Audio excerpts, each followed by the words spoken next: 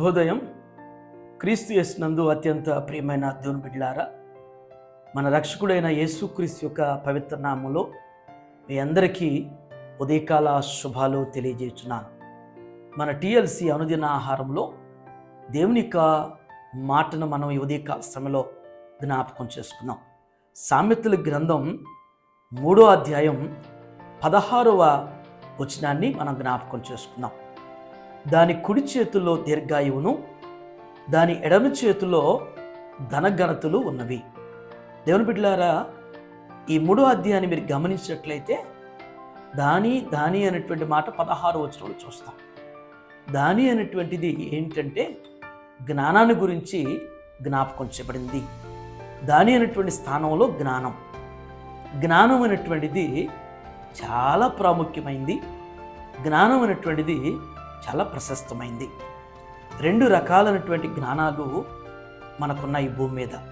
ఒకటి భూ సంబంధమైనటువంటి జ్ఞానం, రెండవది పరసంబంధమైనటువంటి జ్ఞానం. దేవుని బిడ్డలారా, ప్రతి మనిషికి కూడా ఈ 2 జ్ఞానాలు కలిగి ఉండాలి. భూ సంబంధమైనటువంటి జ్ఞానం కలిగి ఉండాలి, అలాగే పరసంబంధమైనటువంటి జ్ఞానం కలిగి ఉండాలి. జ్ఞానం కలిగి ఉన్నప్పుడు ఒక మనుషుడు దైవిక భూ సంబంధమైన జ్ఞానం కలిగి ఉన్నప్పుడు ఆ మనిషి చక్కగా తను క్రమబద్ధంలో పనిచేయగలుగుతాడు. క్రమబద్ధంలో పనిచేయటం ద్వారా ఆ పని కంప్లీట్గా పూర్తి చేయగలుగుతాడు. అది జ్ఞానం చొప్పునే చేయగలిగినటువంటిది. ఫర్ ఎగ్జాంపుల్, ఏదైనా మనకి ఒక వాహనం ఉందనుకోండి. ఆ వాహనాన్ని మనం జాగ్రత్తగా వాడుకుంటే చాలా కాలం మనకి ప్రయోజనకరంగా ఉంటుంది, చాలా కాలం మనకు ఉపయోగపడుతుంది. అలా కాకుండా ఎలా పడితే అలాగా దానిని సరిగా పట్టించుకోకుండా మరి జాగ్రత్తగా ఆ యొక్క వాహనాన్ని సరిగా చూసుకోకపోతే అది త్వరగా పాడైపోయి అది పక్కన పడేయవలసి వస్తుంది. మన జీవితంలో కూడా మరి జ్ఞానం చొప్పున క్రమబద్ధకంగా మనం చేసేటువంటి పనిలో ఆ విధానం కలిగి ఉంటే అది చక్కగా మరి దీర్ఘాయువునిచ్చేటువంటి రీతిలో అనేక సంవత్సరాలకి బ్రతికేటువంటి కృపలో దేవుడు నడిపిస్తాడు. కొందరు జ్ఞానం లేకుండా ఎలా పడితే అలా జీవించేసేసి, ఏది పడితే తినేసేసేసి వారు అలా ఉండిపోతారు. అర్ధాంతరంగా అనారోగ్యాలు పాలైపోతారు. మరి వారి యొక్క క్రమబద్ధమైనటువంటి పద్ధతులు లేకపోవటాన్ని బట్టే వారి ఆయుష్ కూడా కుదించిపోయి త్వరగా వారి జీవితాలు ముగించేటువంటి పరిస్థితి ఉంటుంది. రెండవ భావం, అక్కడ ఉన్నటువంటి రెండవ మాట ఏంటంటే జ్ఞానం వలన, ఆ తెలివితేటల వలన మరి ఒక మనుష్యుడు ధనాన్ని సంపాదించుకుంటాడు.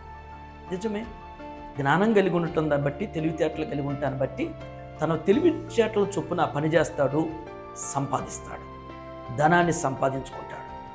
అలాగే అతనికి ఘనత కలిగిద్దనే మాట కూడా అక్కడ రాయబడింది. అతనికి ఘనత కలిగింది. ధనం కలిగి ఉండటం ద్వారా అతడు మరి ప్రశంసించబడతాడు.